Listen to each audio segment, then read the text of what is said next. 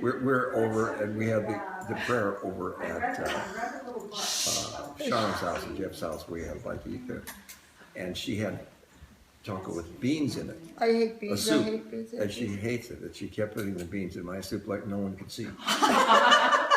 So I finally put my hand up to stop it. I said, "Stop this!" And the prayer started, and I put the beans in my hand, a whole handful of beans, wet beans during the prayer. I want to get them over with. I'm going to keep holding them with a spoon. What do you have your eyes open for during your prayer? They weren't until you got my hand wet. Well, that's right. Okay. Suzanne, you two had a very special. Yeah, I'll go ahead and read it, and you guys will answer it. Okay. Okay, you two had a very special relationship as sister and brother. What made that relationship so sweet, and how did you maintain that relationship as you got into your teens and even after you got married? Want to go first? Questions. Well, okay. This is not like a saga where you start with something, then you explain it, and then you end with a wrap up. This is just going to be thoughts that just come and go. That's fine. Suzanne and I, when I was just a kid, I didn't know how to dance. And dancing was a big deal in those days, a real big deal. Because American Bandstand, Chicago Bandstand. And so Suzanne taught me to dance. And when I was just 17, and she was called and asked me to be her assistant as the state dance directors. So we would travel up in Chicago. The stake went from just on the Indiana border through Illinois up to Milwaukee. So we would travel like crazy and laugh like crazy going to and from various, and she would point out girls I should have noticed. And I would tell her about the girls. I would tell her, and I stuttered a lot. You know that. I stuttered a lot when I was a teenager. But I didn't stutter around her. I'm not sure why. It's because we had a good time together. We had a good time together. Tell them what happened in Sacramento. I didn't. That was nothing to That's do with ridiculous. that. So, Okay. and Suzanne was, I had friends who fell in love with her, and her friend, who was really a good-looking girl, she was Judy? And so we began dating, and when I was 18 and she was 23, her friend, and so she would talk to me about it and wanted to understand why. But Judy and I got along pretty well for a while. They kissed their little heads off. But the point is that she was part of my life and everything. Oh. And it was just the two of us. The older sisters were gone. Yeah. So we were, and my folks, and my dad was gone all the time because he was the bishop, and he really was gone all the time. And my dad, who I don't this is not a criticism, I love him. He's my example of my life now.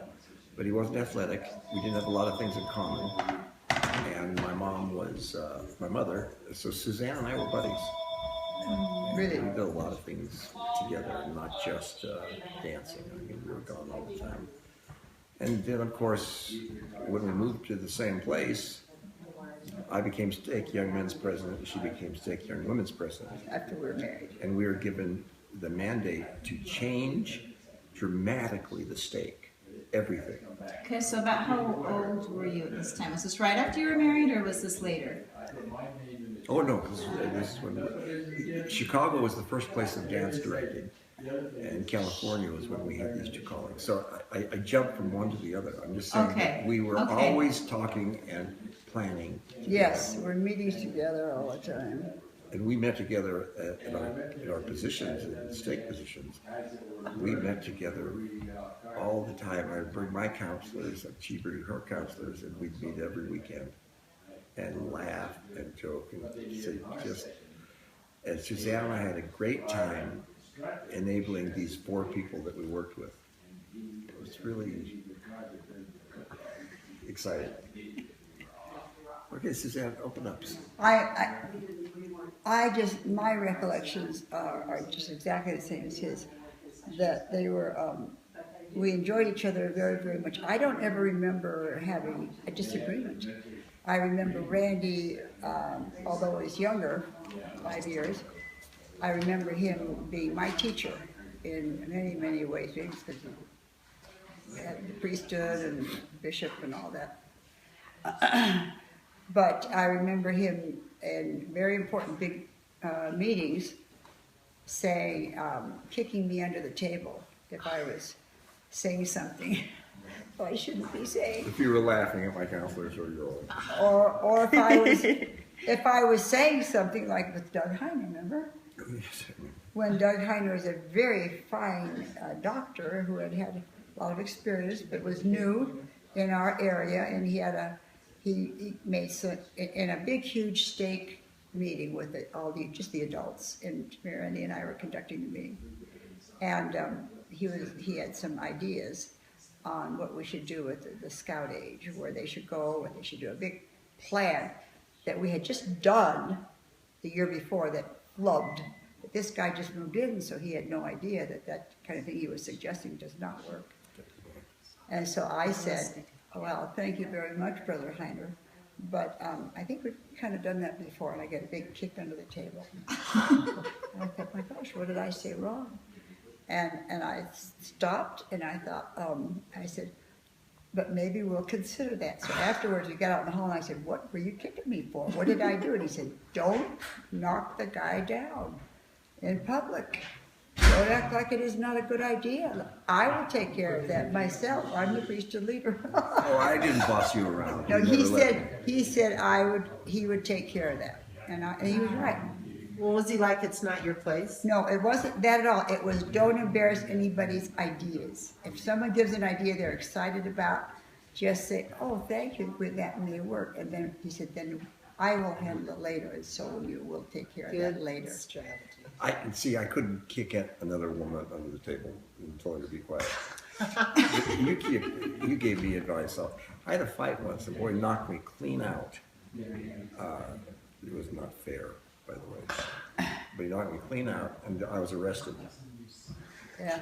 And taken. Now we're going back. Yeah. You keep going back and forth. And I went to Niles Police Station. Oh, that's right. And I was really. This is when he was a teen. Yeah, I was 17. And so they said, call your parents because we're not going to let you go. So Suzanne answered the phone. And I said, Suzanne, mom or dad there? And she said, yeah. And I said, well, that's too bad, Suzanne. You've got to come and get me. And I said, officer, my parents aren't home. She's very mature. She'll handle us just fine. I said, we want your parents. And I said, I'm sorry. So I said, Suzanne kept getting confused and kept saying, I can kick Dad right now. I said, Suzanne, I had a fight and the boy knocked me out, and I'm doing better now. But Why did you get arrested if he knocked you out? because I was on the ground and he ran. But It was our group. It was about 12 They were of a us. fighting group. So you were like a gang. Well, not like today, but we were a club. And Suzanne knew all the club members, Oh, and yeah. they liked her and talked to her as their friends. But he came up and challenged me and said my jacket was, my club jacket was something bad. No, it's just omnipotence. I know it wasn't that bad. He just made comments about it. My friend said, you can't say that to Turner. And I said, yeah, you can. I said, They fought over it. The He black knocked me jackets that clean Nana out. made the pink lettering. Really still. That sounds just like a gang. So, Omnipotence. well, Nana helped me get it. You can sit So Suzanne came and picked me up, and I think for years she kept the secret. So I guess what I'm saying is I could trust her. So I told her things that I knew would upset. I couldn't tell my dad much because You're too mad. no, Dad didn't ever discipline me. He would just say, Rita, talk to your son. And I would tell my mom, but it would make her feel bad. So Yeah. I didn't want to tell her Mom things to make her always- feel bad. She'll feel bad. So I tell Suzanne, and I think you kept most of my secrets. Yeah, when you told me to, I did. The only one I didn't keep was when you murdered people in front of the Pickwick Theater. What? When they staged the murder Oh, in yeah. the Pickwick Theater, I was worried about that. I heard about this. Oak Park, No, Park Ridge. Harvard. Park Ridge. Do we need more explaining on this? Yes. Nah. Just briefly. Yeah. My You friend staged had a murder. Yes, my it was a friend very had severe murder. A very severe murder. Are there mild murders? Al Capone hung out at this place. We Really? waited till the movie was over, and my one buddy Bob had like not a real gun. It was a gun, but it was blanks, but it exploded hugely. I mean, it sounded perfect. It wasn't a cap gun. And so we waited, it was all planned. So Kenny came out of the theater and we pulled up next to him with a lot of people. We shot him in the chest and he fell down. And we grabbed him and put him in the back seat.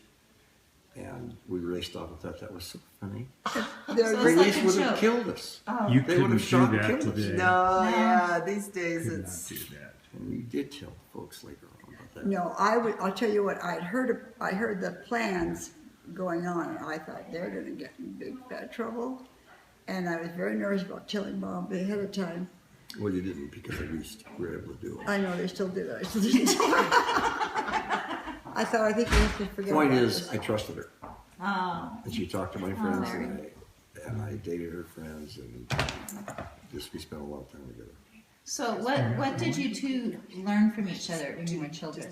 And what did you Children? Yes, when you were young. What did you learn from each other? And what were some things maybe that your parents taught you that you? Mother taught me to treat him a lot kinder than Sharon treated me. Oh, really? Yeah. Did she say it that way? Don't confuse Don't it like treat your Sharon. brother like your Well, because sister treats I you. was, Sharon was pretty rough on Suzanne. I remember that as a little kid, but I stayed out of it. But and I was always wanting to keep the peace and a little more sensitive. So And- she would like pick on you or Oh, tease you? yes. She was, and she never wanted, she'd just say mean things behind me. People couldn't hear it. And so I remember, I took things very seriously when I was young. And when Mother said to me, when Randy was still little, she said, least you can do every night is sing lullaby and good night to him when he goes to sleep, because he was 5 years younger. And I remember one time saying, because Sharon always said to me, I'm not doing that. And she was very mean about that's it. horrible.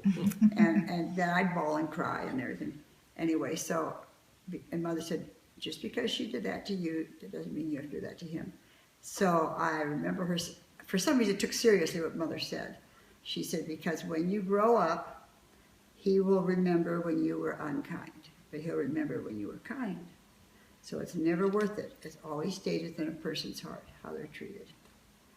I don't know why we listened in those days, but we listened. I honestly can't remember, and I'm sure there must have been times, I can't remember Suzanne embarrassing me or yelling at me or blaming me or telling Mom that I was a bad boy.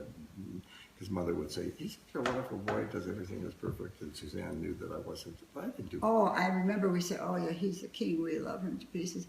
And we didn't have, But if I didn't trust you, we wouldn't have talked. I know, but there wasn't, for some reason, there was no jealousy that he was made so important. We were so, It's the only boy.